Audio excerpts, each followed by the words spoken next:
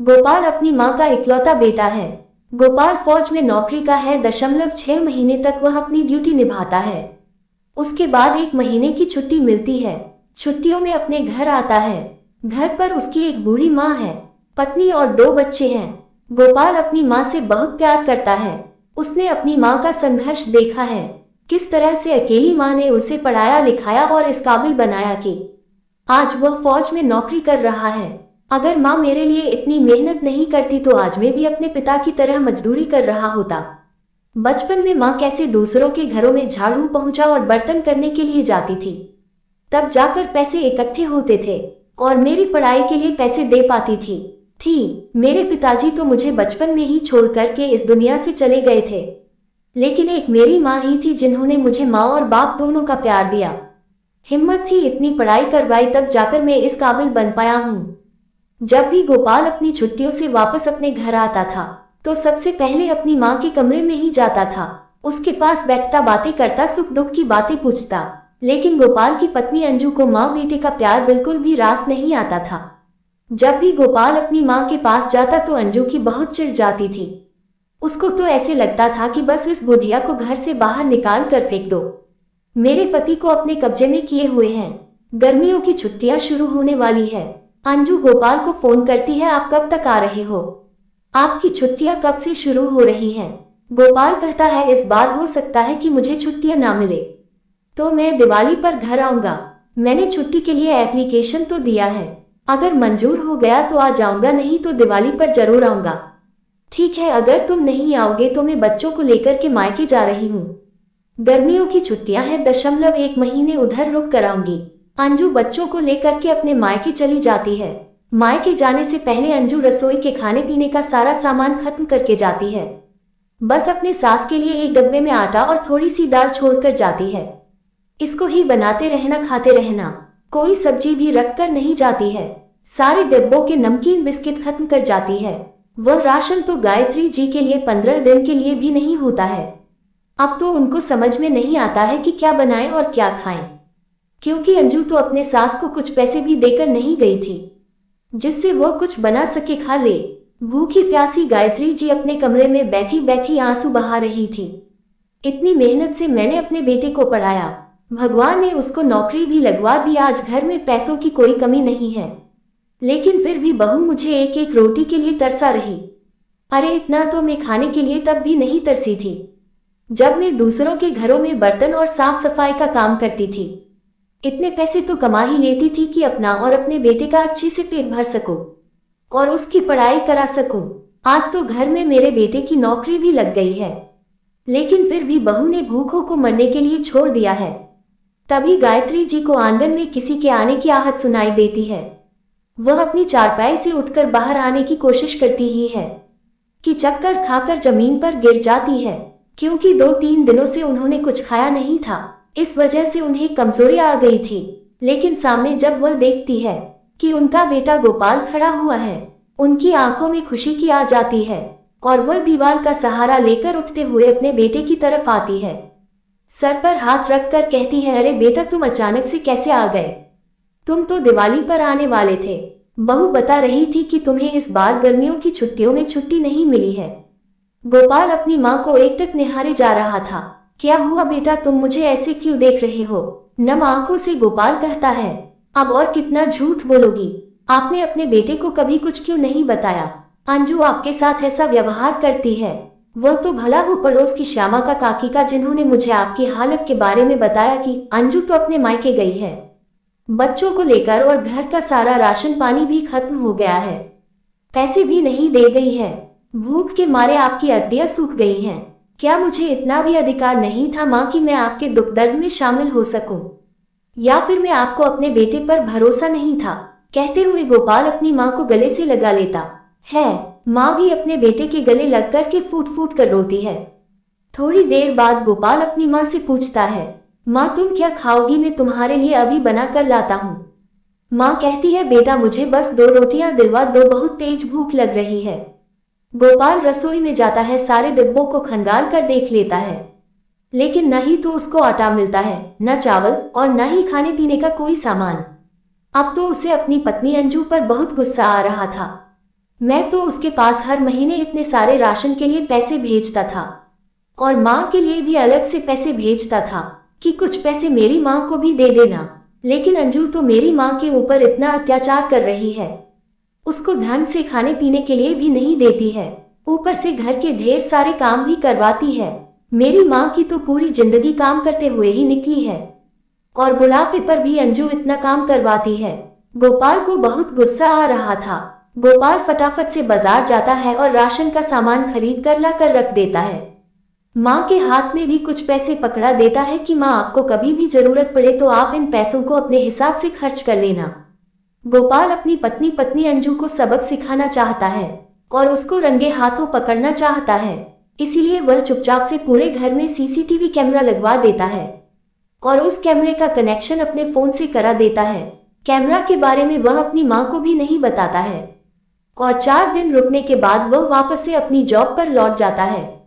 अपनी माँ से कह कर जाता है कि मेरे आने के बारे में आप अंजू या बच्चों को किसी को मत बताना, मैं अगले महीने फिर से वापस आऊंगा, मेरी छुट्टियां अभी बाकी है।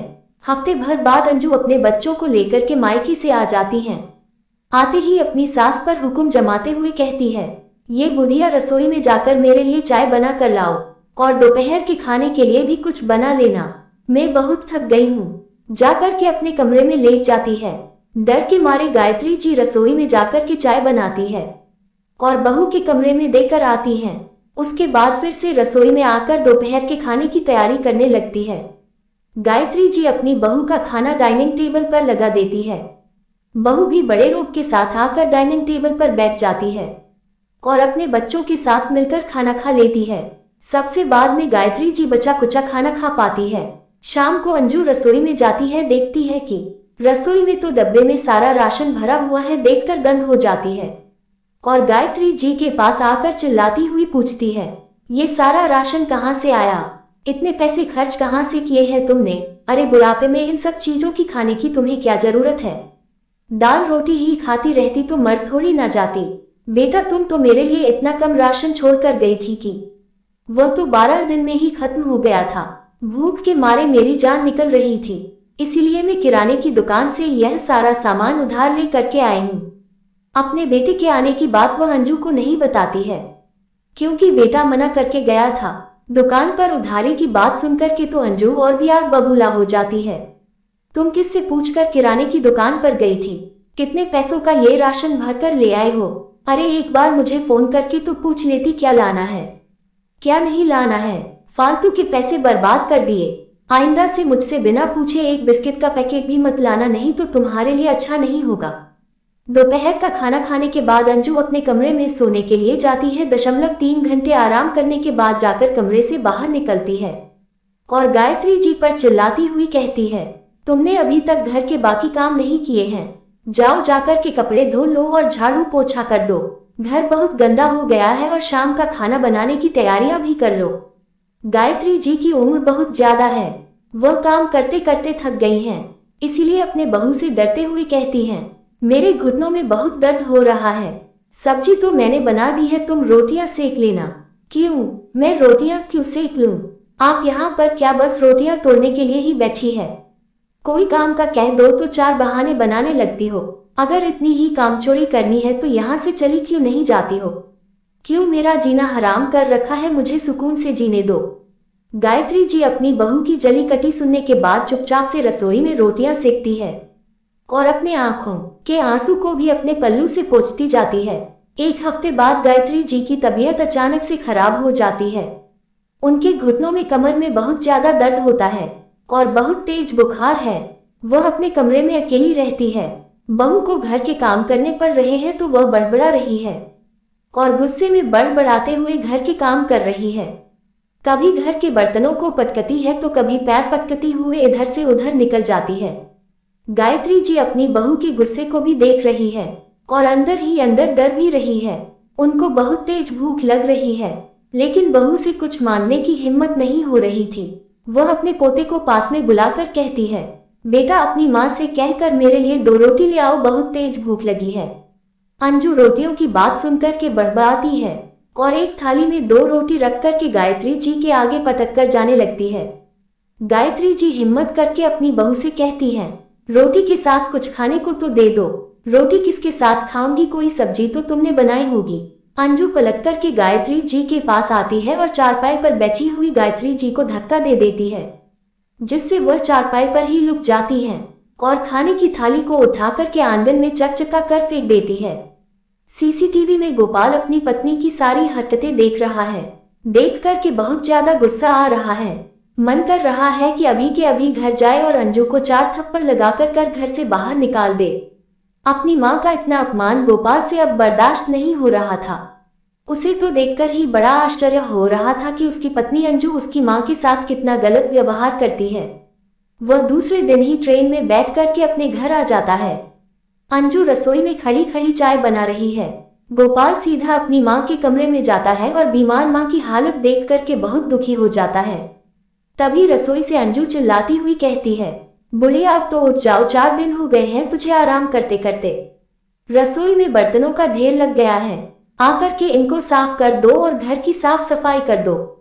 तुम कोई महारानी नहीं हो जो तुम्हें पलंग पर बिठाकर मैं बना बनाकर खिलाती रहूं। मेरी अभी तबीयत सही नहीं है, बहू चक्कर आ रहे हैं, कैसे काम करूंगी। अरे बुढ़िया काम ना करने के बहाने मत मार, क्योंकि पहले भी तो यही काम करती थी, दूसरों के घरों का झाड़ू पोछा और बर्तनों को साफ करती थी। तो अभी उठ करके फटाफट से घर के सारे कामों को निपटा दे। गोपाल अपनी माँ के पास से उठ करके रसोई में जाता है और अंजू के गाल पर 2 जोरदार थप्पड़ लगाता है। अंजू गोपाल को देख करके सब पका जाती है। उसकी तो सिट्टी पिट्टी ही गुम हो जाती है। अरे तुम कब आए और तुमने बताया भी नहीं कि आ रहे हो। हाँ अच्छा हुआ कि मैंने तुम्हें नहीं बताया कि मैं आ रहा हूँ, तो कम से कम तुम्हारी असलियत तो मेरे सामने आ गई कि तुम मेरी माँ के साथ किस तरह का व्यवहार करती।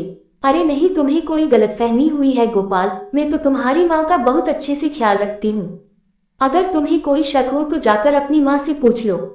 वह गोपाल का हाथ पकड़ करके वह गायत्री जी कमरे में ले आती है और गायत्री जी को आंखें दिखाते हुए कहती है, पूछ लो मान जी से, अगर मैं इनके साथ कुछ भी गलत करती हूँ, मैं तो उनको कितने अच्छे से रखती हूँ। गायत्री देवी अपनी बहू से बहुत डरती है, इसलिए बहू की हाँ में हाँ मिला करके कहती हैं, हाँ बेटा बहू मेरा बहुत ख्याल रखती है, क्योंकि उन्हें डर लग रहा था कि बेटा तो कुछ दिन की छुट्टी आता है और वापस चला जाएगा। अगर मैं बहू के खिलाफ कुछ भी कहूंगी तो बहू मेरे साथ बेटे के जाने के बाद पता नहीं क्या करेगी। गोपाल सारी बातों को समझ जाता है और वह फिर से अंजू के गाल पर एक थप्पड़ जड़ के देता है। अंजू कहती है, अब क्या हुआ, तुम्हारी माँ ने कह तो दिया है कि मैं उनका बहुत अच्छे से ख्याल रखती हूँ, फिर क्यों मुझसे इतना गुस्सा हो रहे हो। गोपाल अंजू को पूरे महीने की सीसीटीवी की रिकॉर्डिंग दिखाता है और कहता है, तुम क्या करती हो मेरी माँ के साथ, इतना काम करवाती हो, दिन दिन कर खाने को देती हो। अरे मेरी माँ पर इतना अत्याचार करते हुए तुम्हें जरा सी भी शर्म नहीं आई। सीसीटीवी की रिकॉर्डिंग देखकर तो अंजू के पैरों के नीचे की जमीन ही खिसक जाती है। आंखों के सामने अंधेरा छा जाता है। उसको तो ऐसे लगता है कि आज तो उसकी पोल खुल गई है। गोपाल से माफी मांगते हुए कहती है, मुझे माफ कर दो, मुझसे गलती हो गई है, अब मैं ऐसा कभी नहीं करूंगी। लेकिन गोपाल अंजू की कोई बात नहीं सुनता है। पुलिस को फोन लगा देता है। जैसे ही पुलिस आती है तो अंजू कहती, माँ जी आप ही समझाए ना अपने बेटे को, अगर वह मुझे पुलिस के हवाले कर देगा, जेल में डलवा देगा, तो उसके बच्चों का क्या होगा, मेरे बिना तो घर वीरान हो जाएगा। गायत्री जी अपने बेटे को समझाती है, बेटा जाने दो, अब देखो बहू माफी मांग रही है तो उसको माफ भी कर दो।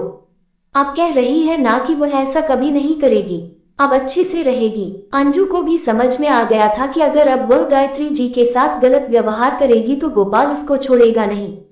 अपनी माँ की बात को मान करके गोपाल पुलिस वालों से माफी मांगते हुए उनको वापस कर देता है, लेकिन अंजू को चेतावनी देते देते हुए कहता है, आइंदा से मेरी माँ के साथ कुछ भी गलत करने की कोशिश की या उनको भूखा रखने की कोशिश की तो मुझसे बुरा कोई नहीं होगा। अगली बार मैं तुम्हें माफ नहीं करूंगा, सीधा जेल की हथकड़ी पहना दूंगा। अंजू को भी समझ में आ गया था घर में सीसीटीवी कैमरे लगे हैं और अगर उसने अपनी सास के साथ कुछ भी गलत किया तो उसका पति भी उसको छोड़ देगा। इसलिए धीरे धीरे अपने स्वभाव में परिवर्तन करती है, ध्यान से पेश आने लगती है, खाने पीने का ख्याल रखने लगती है। अगर आपको वीडियो अच्छी लगी तो इस वीडियो को लाइक करके चैनल को सब्सक्राइब कर देना। आपका एक सब्सक्राइब मेरे लिए 1 लाख के बराबर है।